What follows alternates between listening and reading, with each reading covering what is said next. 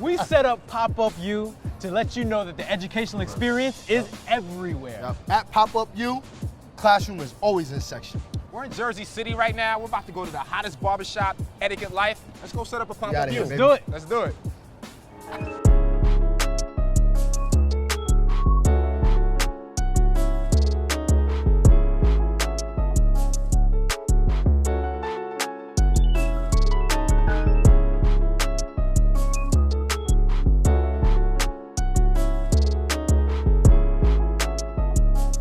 Yo, let me tell y'all the disrespect. My man, we were talking about how when you step on somebody's J's, people get high school mad. Vans don't count. Immediately after he steps on my Vans, it does not apologize. He just kept it like in the sneaker game, Vans don't count. Here's what we're gonna do. Let's go beyond the Vans. Is it because they're not innovating? I mean, they're a good sneaker. It's just not.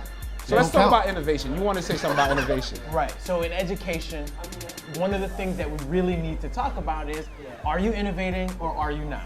Right? Are you taking the steps to advance the educational experience? What happens if you're not? Right. If you're not, you're gonna get left. Certain colleges, if they don't innovate and change, they're gonna become blockbuster. Netflix is coming whether you like it or not. You got online courses, you've got lynda.com, Udemy, Masterclass. People are finding different ways to get the information to learn, and the education is everywhere. It's kind of the premise of the show. We still want colleges to be relevant. Listen, I love the school I went to, Binghamton University. I got my degree there. Shout out to Binghamton. Hey, shout out to state universities. I hear you. For some people, the debt, it's a huge financial investment, and I think colleges need to remind people why that investment is worth it. What up, bro? Baby. See you, man. Hey. Jeff, what up, man? Back, man. You already know. Oh, I see the jeans. Jeans are fresh, bro. Hey, get it. Good, Ready, man. man. Let's get fresh, bro. You gotta get birth fresh, man. Yeah. They was clowning on my Vans. They was clowning on my. They was clowning on the Muhammad Ali box situation. You know what I'm saying? They was clowning. I put juices and berries. That's what I do. Juices and berries. Now I'm so excited for our first guests, Devin, Lars, and Josh Lars. They've had their own experiences with college, but they're super innovative. I mean, their whole company doing everything different, Curio Media. As you guys know, they work with Nike, they work with Trey Songz, they work with Rick Ross. They've done hats, Gary Vee, they've done hats for Kevin Durant.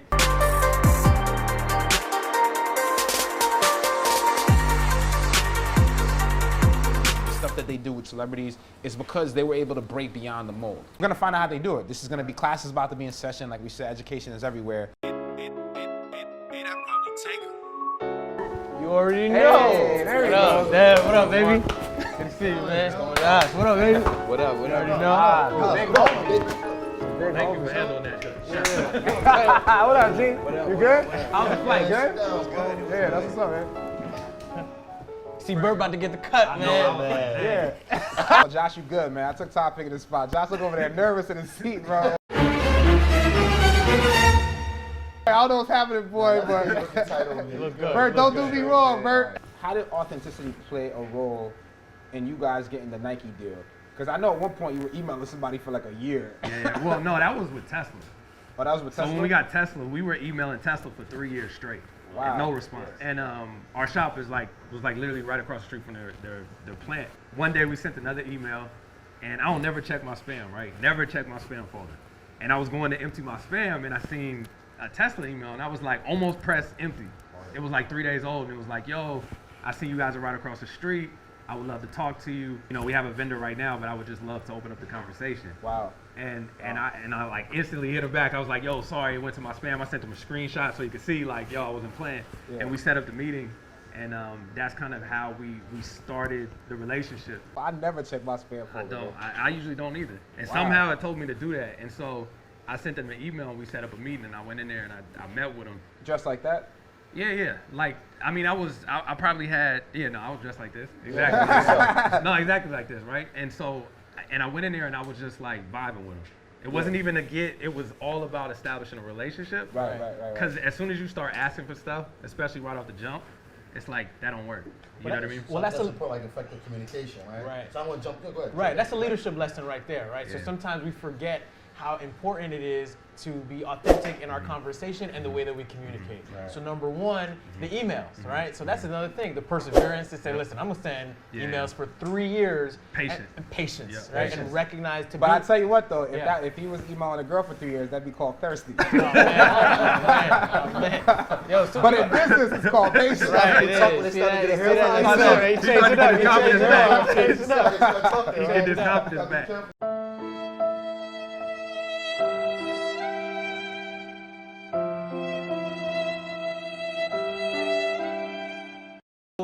So that's what he said. So number one is effective communication, perseverance and patience, and then the authenticity. Going into the meeting, and I think that's another thing sometimes we forget, is to be confident in the value that you bring to the table. That makes you, builds you towards having a good relationship. Well, I mean, relationships are everything. Yeah. Like it's gotten us here. It's gotten us to work with some of the biggest companies and celebrities in the world. And so by going in there and just vibing with them, we do a lot of work in the community, work with students and stuff like that. Right. Just trying to help push the next generation and teach this mindset development and stuff like that. And so they really like that about it. You know what I mean? About the aspect of what our company represented. What up, y'all? We out here at Youth Uprising in Oakland, getting ready to do an activation with the Warriors and Nike. We got a truck coming out. We did all the gear, debut of the town jersey. We got the squad here. It's gonna be a fun day.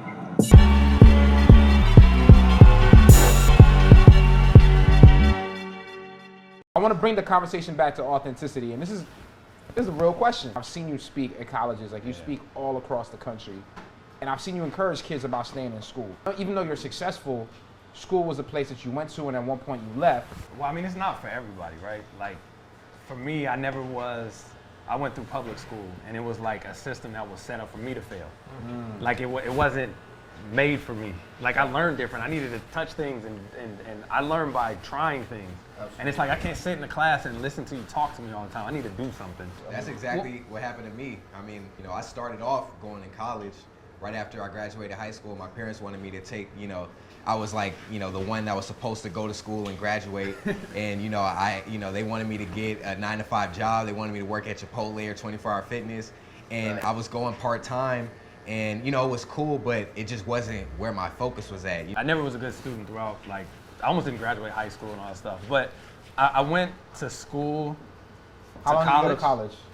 I mean, like a semester, but it was a screen printing class. And it was in 2008 when Obama was running. Yeah. And so, like, I learned how to screen print in class, and we were picking up business outside of class and printing the Obama t-shirts in class. And the teacher was like, yo, I can get fired because you're making money. And I'm like, and I had to, like, pay her off. But we was broke, so we had no money, so we had to, like, give her shirts. And, like, all the students was in there like, why do they get to do that? I'm like, bro, y'all need to stop hating. Right. We got an order after school was over, but we didn't have no money for no equipment or anything like that. Yeah. So we had to get resourceful. So we went to Home Depot and got like some wood and clamps and built a one-color, one-station press to fulfill the order. And we lit a fireplace and laid the shirts in front of the fireplace to let it dry the ink. Wow. And so that's what I'm talking about as far as like entrepreneurship. Over the summer, I had interned for my brother, and I learned so much. I learned way more working with him in 2 months than I learned at spending a whole semester in college. Right. And I had to make a decision. Am I gonna in turn like kind of disappoint my parents by going on a route that I feel like is the best for all of us? Right. But I had to sacrifice time, energy, money. My parents were like, you don't have to pay for your own stuff now. They were paying for my gas at first. Wow. Now, everything comes out of pocket. And what's really important about that is that some people think like, I'm gonna quit college and do what I want to do, and that's gonna be it, right? But nah, you put in that work, that effort, that sacrifice. Like that's the thing that you need to do. I always tell people, if you're gonna make that effort, then you gotta put it all in. My college experience was a little bit different. Coming out of high school, I had no idea what I wanted to do, and I knew I liked to make money, so I worked, and I got myself involved in the workforce. And barbering was something I did as a little kid, but at that point I never thought it would be a career move. It was in 2008 when I was in motorcycle sales and the recession hit us bad. We're in a luxury business, so I couldn't sell motorcycles. Like people were scared to spend their money, banks weren't giving loans, and I had to touch back on like, well, what is the common denominator? Something I've always done my entire life, and how can I propel, that basic talent into a career? And it was that point I started thinking to myself, like, you know what? I'm gonna start owning barbershops. And I was fortunate that my county college at the time offered a course, small business management and entrepreneurial studies. So you had an idea, a vision, and you where you were going, and that's why. That's right. what. Yeah. And that's what brought me back into school. Now I was always a terrible student in high school. I was bad. Like, common thread. You know, but when I put myself back, knowing what the vision was and the reason I was there, I got a 4.0 GPA, my dude. I think what would have helped Devin and myself stay in college was feeling like we're making a difference in the real world by doing what we're doing, right? I think a big reason of why Devin thrived in the class that he took was because he was making real money. He was making a name for himself while also going to class. So he was applying his education to his real life, right? But when you go to college and you study stuff, especially like electives that have nothing to do with your major, it kind of is defeating, you know what I mean? It's redundant. It's like, will I ever really need to use this practically? And is this ever, you know, am I ever gonna take this information and knowledge and change my life or anybody else's life with it? Because you know what happens really quickly is that there are resources, right? So that's ultimately a lot of what we survive upon is how many resources do we have? Where can we get the resources? So somebody like Devin, in his case, didn't have the initial resource of the press. Right, but the school had it.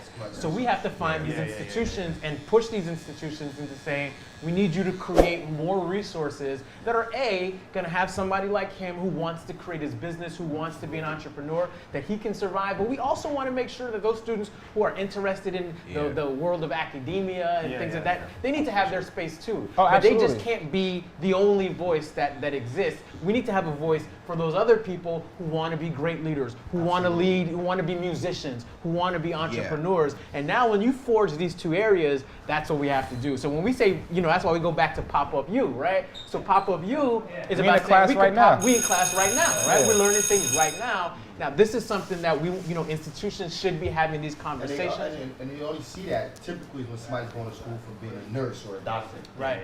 And outside of those fields, these schools provide that outside service or those resources to have a student be able to succeed in the things that they enjoy. You know, I always define myself by like my last haircut, you know, so I'm constantly working at improving myself. I feel like by me doing that, I feel like people see that, you know, like we go touch back on authenticity, you know, like I can't fake a great haircut, and that's allowed me to cut celebrities like Dave Letterman and Mark Stoudemire and Ruby Rose. You know, I love to take an intangible impulsive thought and then like create it into something that I could physically see, touch, sell. And this is a barber, folks. That's an educator. That's an educator. Appreciate you, Jeff, man. Thank you guys. Educated. That's right, man. It's a barber and an educator. Class in session, man. Pop-Up U. We just had a pop-up in a barbershop. Yo, thanks for the cup, man. Oh, this looks smooth. It has the hairline again. Jaylen Brown to Stephen A. Wow. Why everybody coming for me this episode? You look great.